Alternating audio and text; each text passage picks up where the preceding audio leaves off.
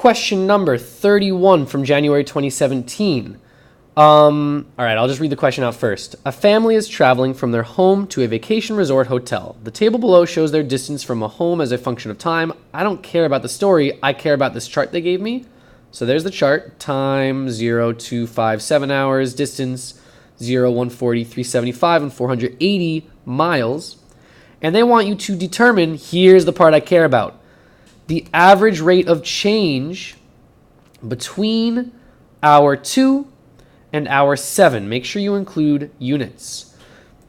Now, this is the type of question that students love to get wrong. And as I see, I get plenty of students that are like, they get most of the points they need for multiple choice. And we're looking through all the short response to see if we can get 1 or 2 points somewhere.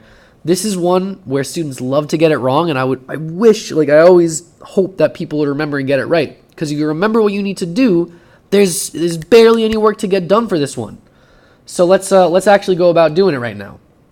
Average rate of change. What that should cue for you is to remember, oh yes, average rate of change. This reminds me of slope. Slope reminds me of rise over run. And that's really the change in y over the change in x. And then that should remind you, oh wait, if I have a table of values, I know I can do my y minus y over my x minus x to get the average rate of change from these numbers.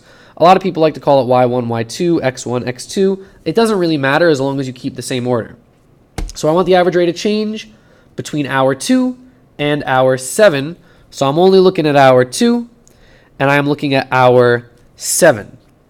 Next thing you need to remember, input and output, who's x, who's y. Time is always, always, always your x. It's always going to be your input, and distance will be your y. And then from there, you just got to plug it into this, and you're good to go. You're scot-free. So let's do it. You can choose whichever one you want to have as y1. I'm going to choose the bigger one, and that way I'm going to end up with a positive number. Just a nice thing to do. If I chose to start with 140, that would be okay too. You just end up with a double negative, and you'd have to switch it to a positive. So I'm going to end up with 480 miles. So y1 minus y2 minus 140 miles. Right? They said include units, so why not? Let's include units. All that over the corresponding x's. So if I started with 480 over here, I'm going to go to 480's partner on the bottom to start. So 7 hours minus, right, x minus 2 hours. We're almost there. We just got to do the math. 480 minus 140, 400 minus 100 will be 300. 80 minus 40 will be 40. So I've got 340 miles over 7 minus 2, that is 5 hours. Over 5 hours. Now we're almost right. This is a 2-point question, and if you just stop here, you probably get 1 point. But I want to get the full credit. You have to simplify. So we're really lucky.